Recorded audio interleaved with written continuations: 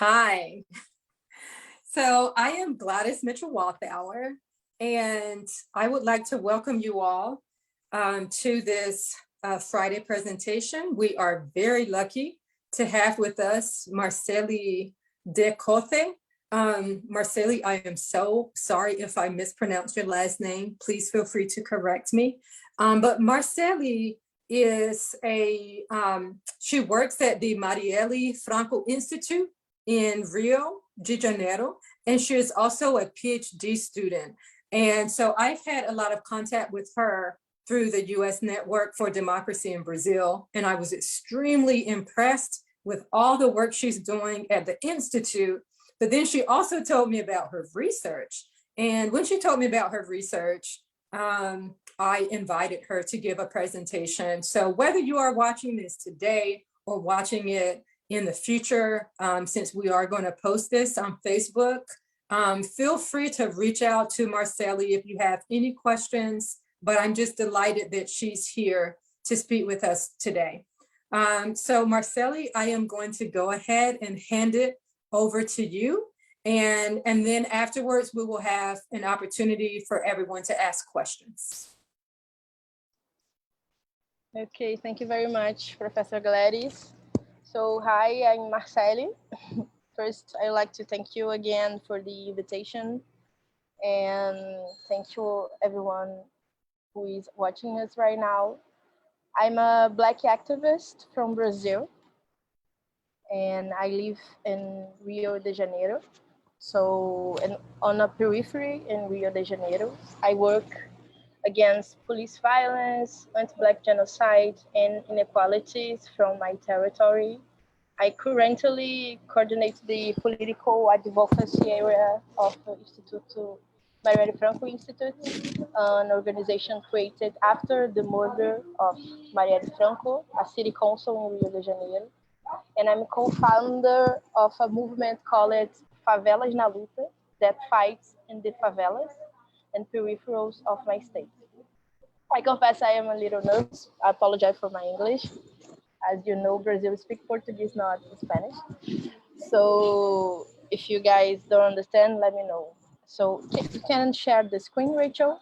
I bring a presentation to share with you all my research. Thank you. So today I'm going to present my master research, the subject of my dissertation defended at the Federal University of Rio de Janeiro in the Public Police Program in Human Rights. On my degree in international relations, I decided to study violence, race, and territory. And I advanced in the studies on the applicability of the concept of anti-Black genocide in the reality of my country. For my PhD, I wanted to explore the intersectionality of the relationship about gender, race, and territory, and the impacts that we call here militarization on the reality of Black women living in the Baixada Fluminense. Baixada Fluminense is a very symbolic and important region of the state of Rio. So the social imaginary that daily builds the corrupted visions about Brazil works at the same way in Baixada Fluminense. Baixada Fluminense was the metropolitan region of the state. This vision is directly influenced by the local dynamics of urban violence, the structure of the colonization, and the external and pejorative visions about who lives here. Baixada Fluminense is a Black portrait of Brazil. It is located close to the city of Rio and is part of the metropolitan area. Starting with the people who lives here, people who lives in Baixada, 60 to 70% of this population are Black, whether from the perspective of the phenomenon of lethal violence or even looking at the official criminal numbers produced daily by the Public Security Institute of the government. Few studies go beyond quantitative data on crime in the Baixada. So in here, in 2019, police forces were responsible for 30% of violent deaths in Rio. We have in 1 year, 1,800 people victims from lethal violence, 80% more than 2028. It is the highest number record since the indicator was released in Brazil. In the Baixada Fluminense, police officers are responsible for 29% of violent deaths in more than 11 cities and regions. So based on this reflection, that we should not stick only the official numbers on this phenomenon of violence in Baixada to understand its origin, cause, and impact, my research proposed to look in the field of women and social science in the exploration of the concept of militarization from the perspective of Black women residing in the cities with the highest numbers of murder in Baixada region. Since the concept of militarization can be broad and diverse, it is used. In this study, it is necessary to emphasize the why of its connection with the daily life of urban violence in Baixada. It is relevant to analyze the social context more faithfully. So that's my point of view, and that's where you start to study. You can pass, Rich. So I chose to use a methodology to look through the militarization and impact of militarization on lives of Black women. I chose to use the methodology called social cartography. The social cartography guided my interest in researching the impact of what we can call militarization in the lives of women, that Black woman that lives in there. So it was through the method of cartography that I chose to develop and research that also crossed my reality, because I am a Black woman from Baixada. So understand the concept of cartography as a method of social science, as a research practice or research intervention. The idea of research intervention, it's linked to an active exercise in operating the world, not just checking, collecting, or interpreting data. So as a Black woman living from Baixada Fluminense, I chose to use the social cartography to be more close to to this woman, because this woman is look like me. So I choose to use this methodology to help me understand the idea of violence that we pass through each day on our territory. So the cartography carried out by me does not refer only to geographic mapping of territories, but to fields of force and relationships. It concerns movement rather than fixed positions. It is unfolds on the analysis of the productions of experiences and subjectivities. So it's about not only that happens in the territory, but how we feel as a psychological and my health, and how the militarization is present on our daily lives. So in addition to incorporating traditional research methods into the field of human society, I use the cartography. So it is from this cartographer place that we begin this journey through the lives of the women of Baixada Fluminense. In order to previously contextualize the reality experienced in the Baixada territory, it should be noted that this region was one of the largest urban concentrations in Brazil and Latin America. It configures a social spatial reality where the most dramatic contradictions experienced by Brazilian society are condensed. In addition to the geographic proximity and degree of urbanization, the cities that make up these regions have a historical, spatial, and social formation marked by a common pattern of segregation and the absence of public policies.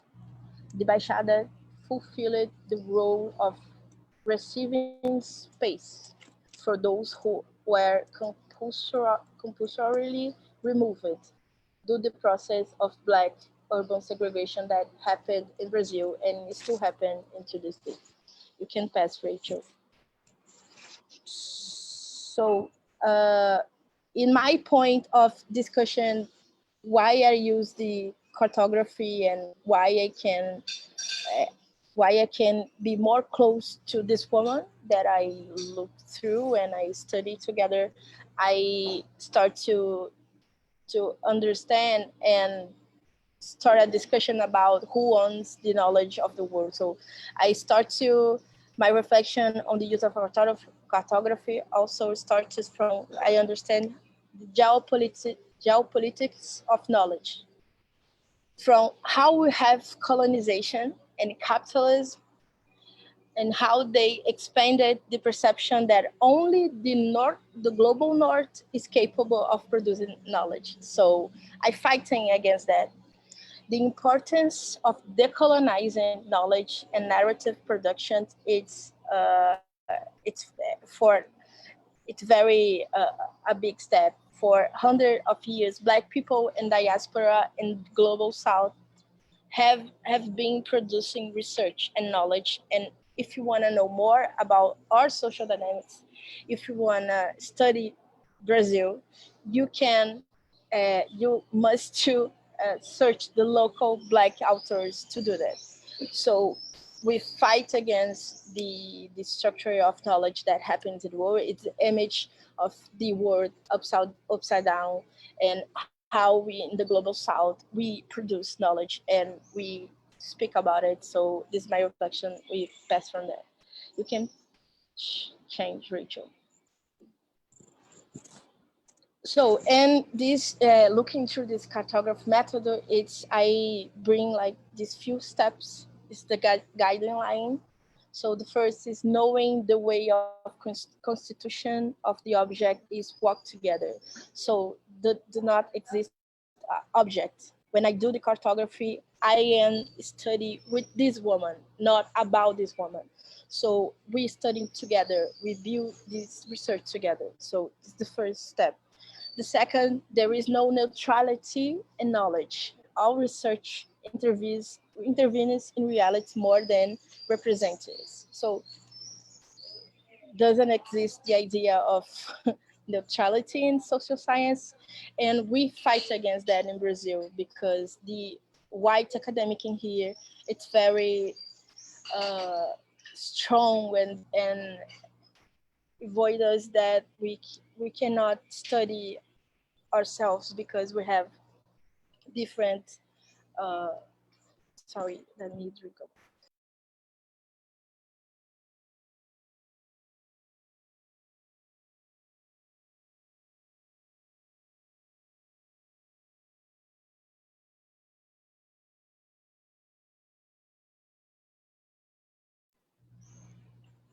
Sorry guys, I'm back. So so this third step of looking to cartography method is the cartography is to follow a process, not to represent an object. So that's what I'm talking about. So doesn't exist the idea of study about something, study together with something. So that's we created this method of cartography. And for the cartographers, attention is dynamic. We we begin to study something, and our field can change the view that we have of something. So if I start to study militarization, I ended study the life of this Black woman. It's not about militarization, it's about something else.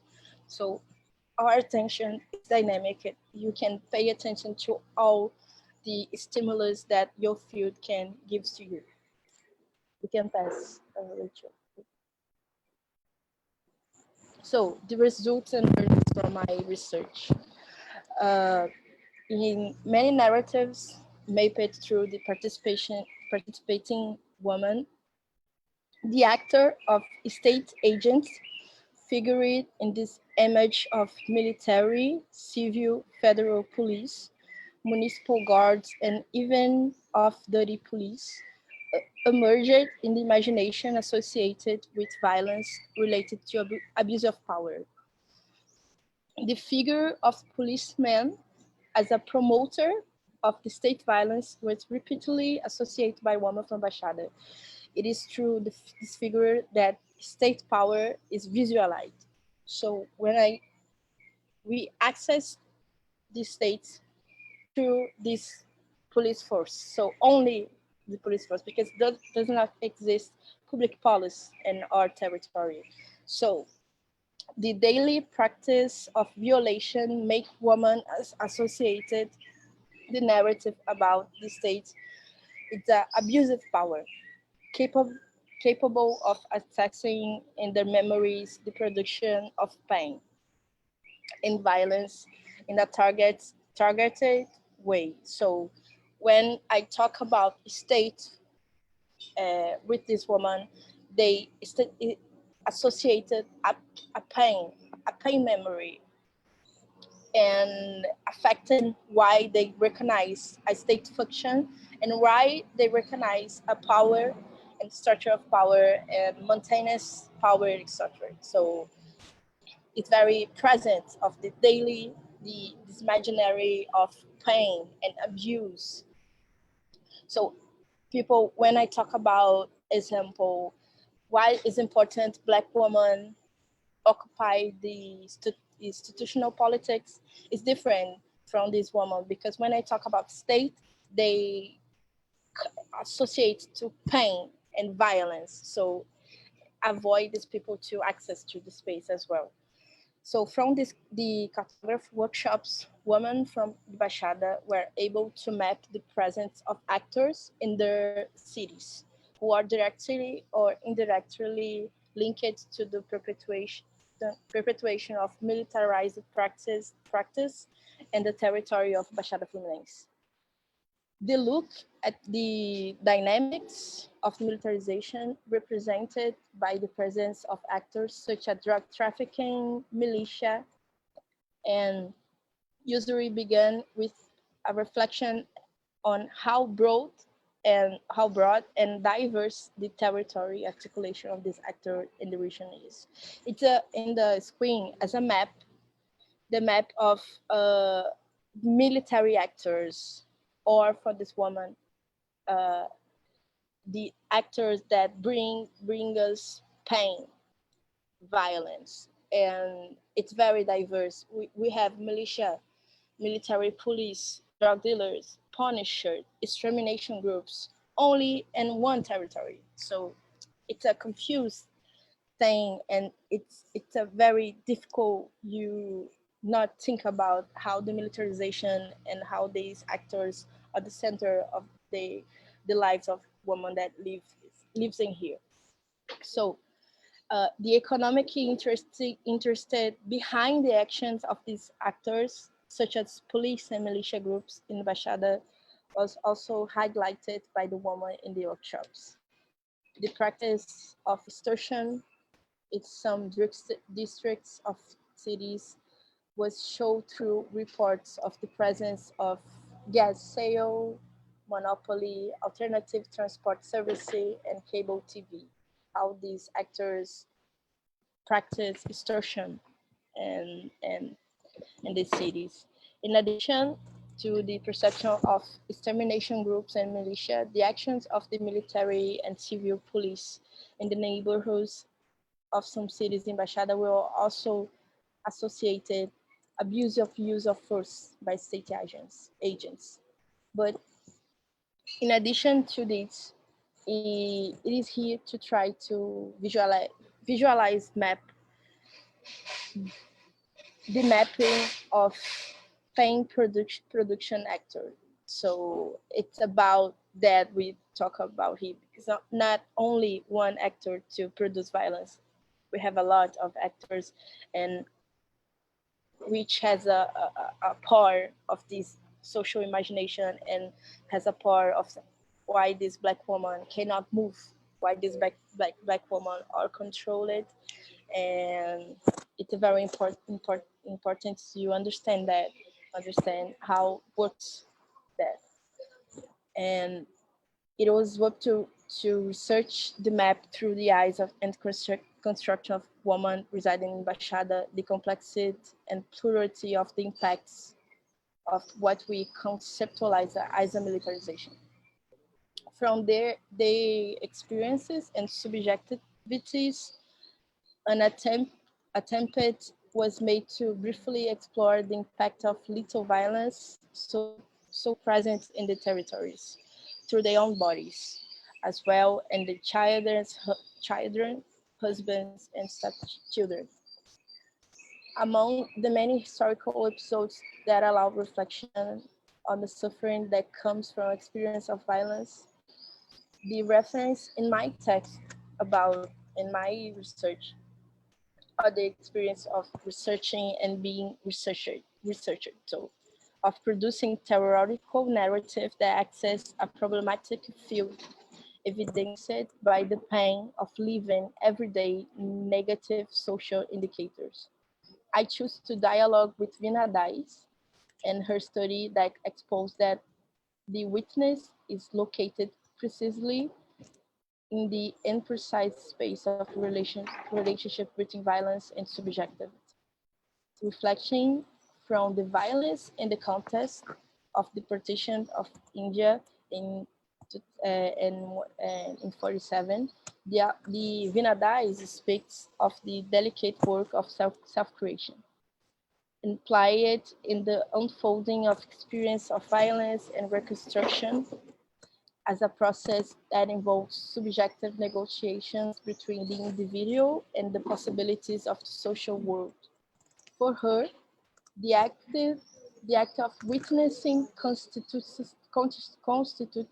a way of understanding the relationship between violence and subjective.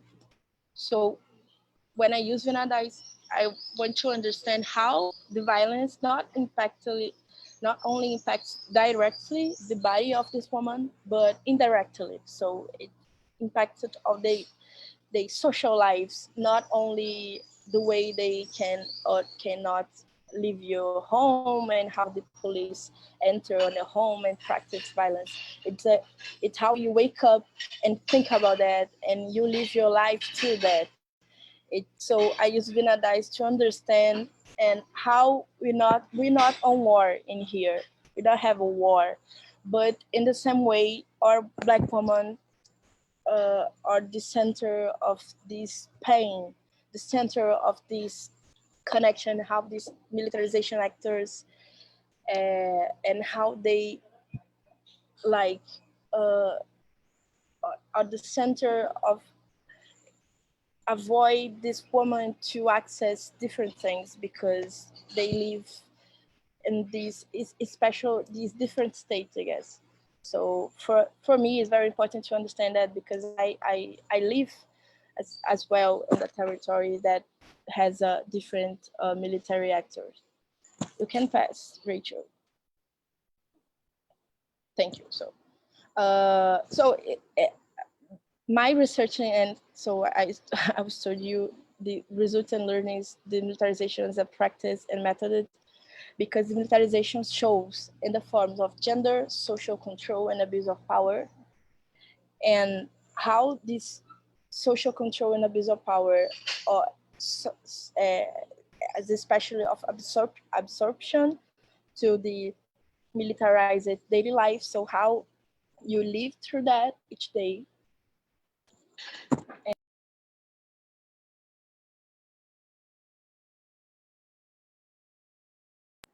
Sorry, my internet is failing.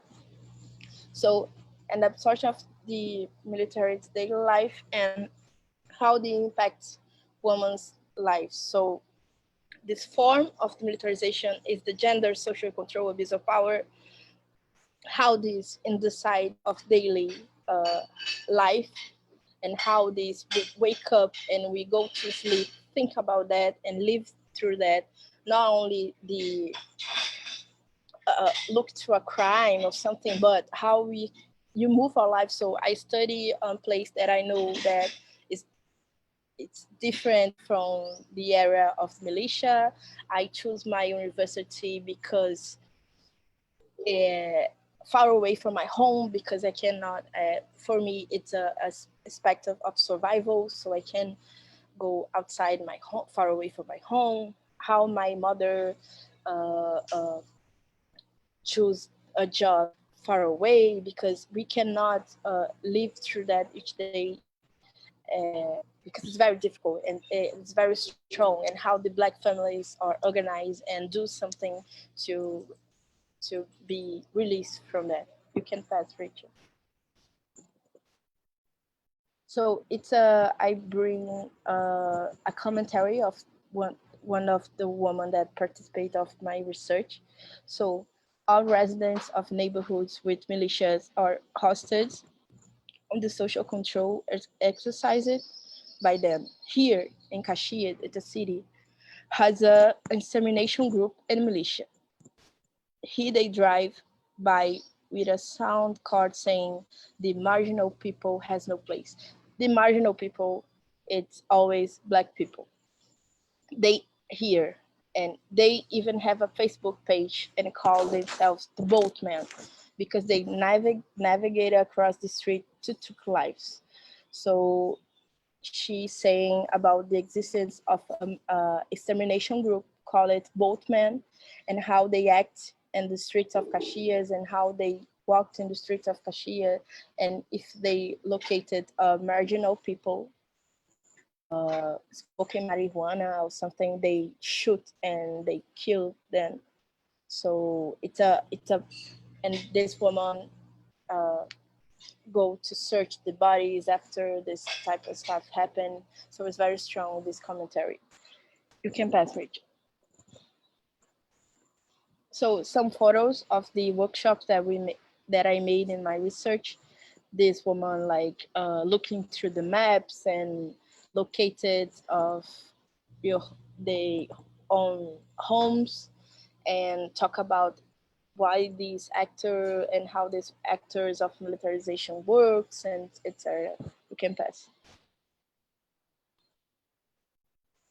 So it's other photos of the workshop groups, and a discussion about gender control and abuse of force, and using the method of cartography. They can be more free to talk about it, because it's very difficult to talk about it. And so I use a different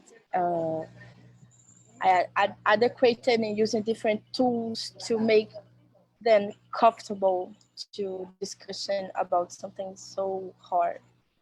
It can pass.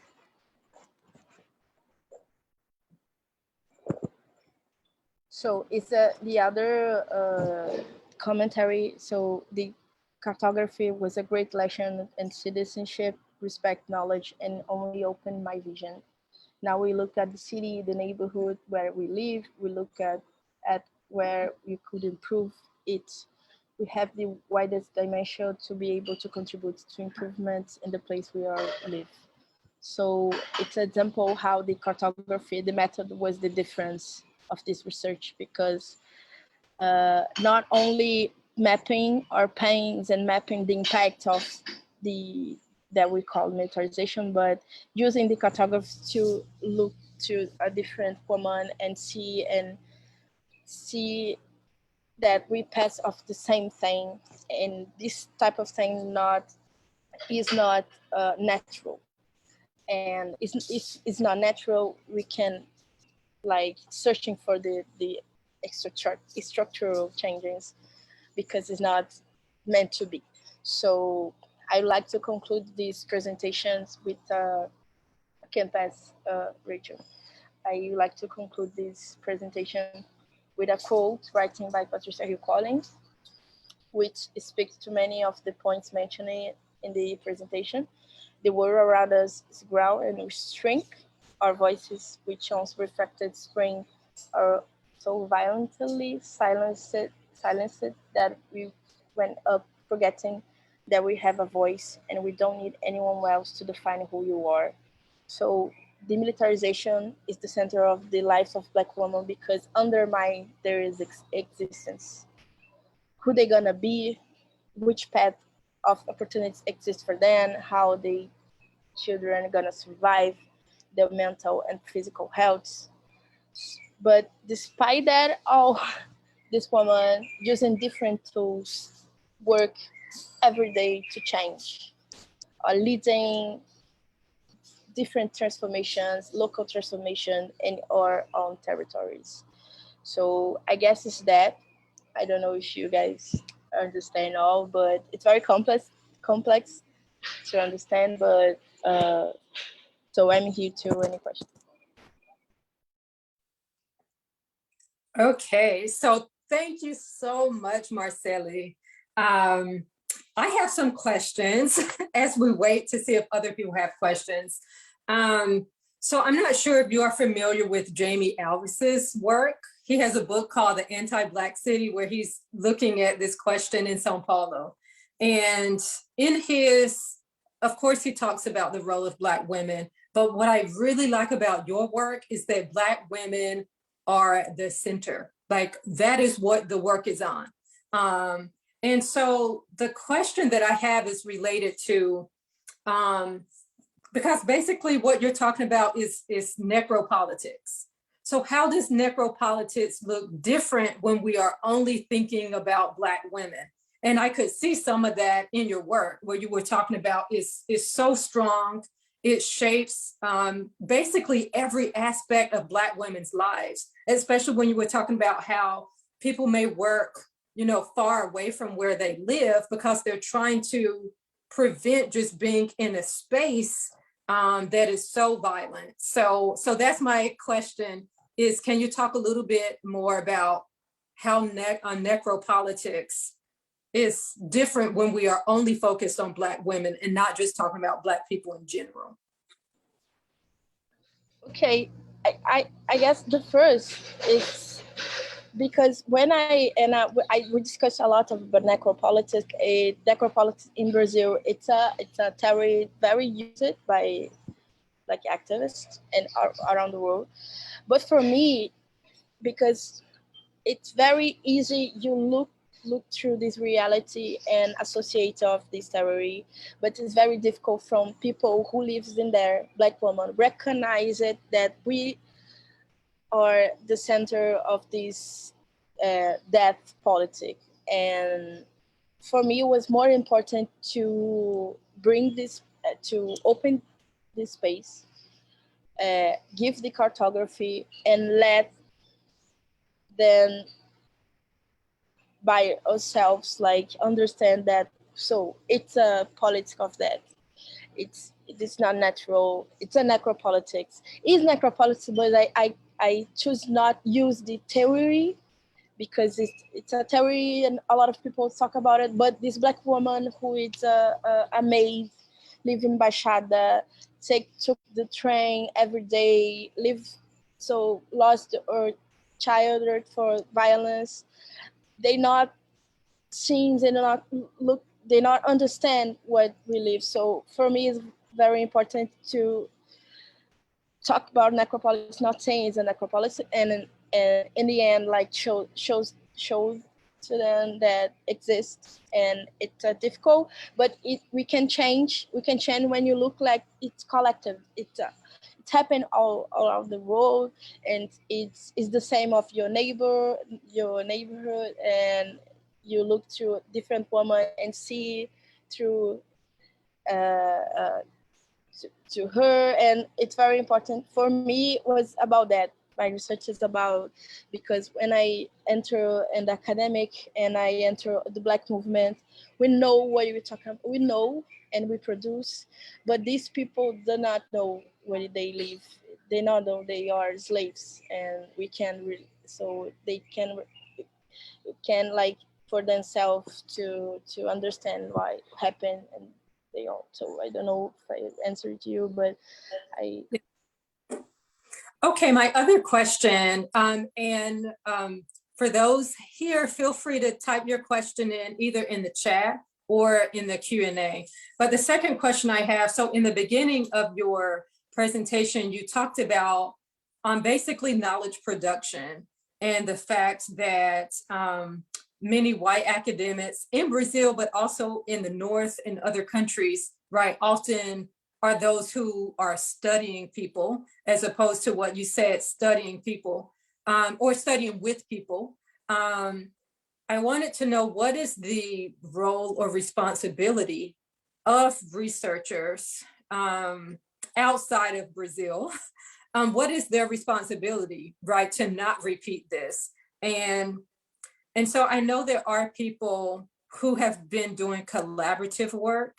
And I think, you know, of course, one thing is the language barrier, but still that's no excuse, right? If, you know, for example, for someone like me, if I'm studying Brazil, okay, I have to speak and read Portuguese.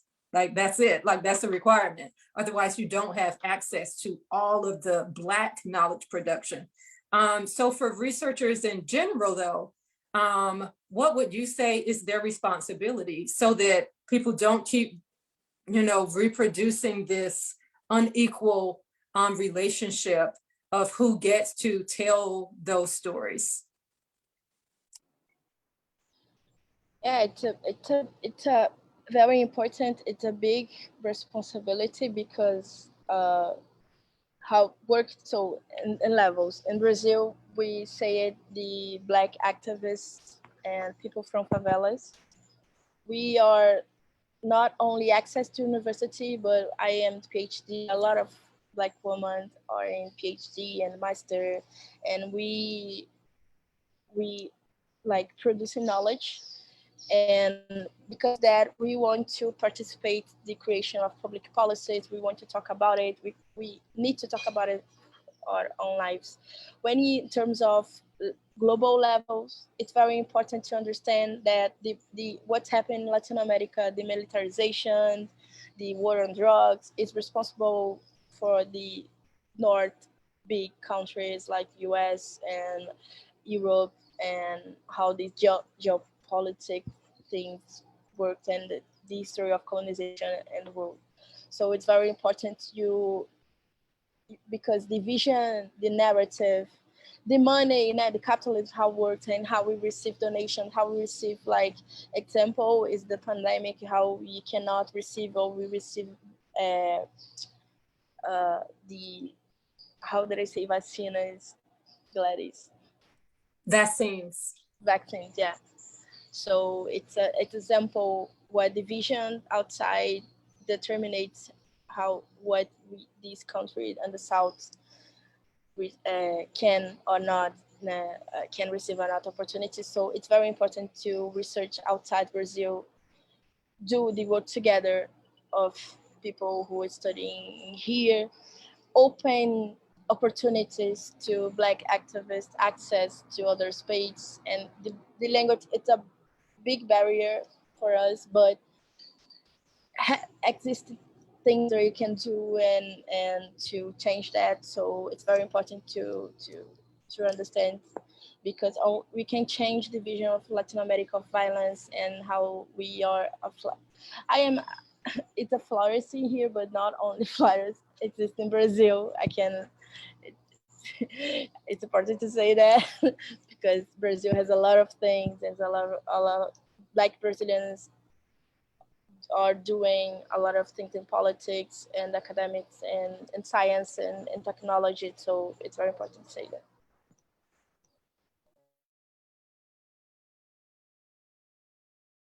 Sorry, there is one question that says, how has the COVID-19 pandemic impacted research? So from Black research, because we hear not Black research from favela. In favelas, we not stop, because we are the essential workers that provide for the city works. So we not stop. So when I talk about militarization and militarization against Black women and the impact of militarization, the for example, the police operation do not stop on pandemic. We have a lot of kills in pandemic in here in Brazil, in Rio specifically. So it's very important to say it, that we don't have change to survive, because the pandemic, it's a big thing, but the state like does create strategies to kill us. So it's important to say it. We're not stop. We're not do quarantine, and it's crazy, but yeah, that happens, and happens every day in here.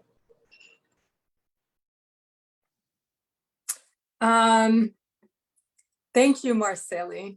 I think those are all the questions we have right now.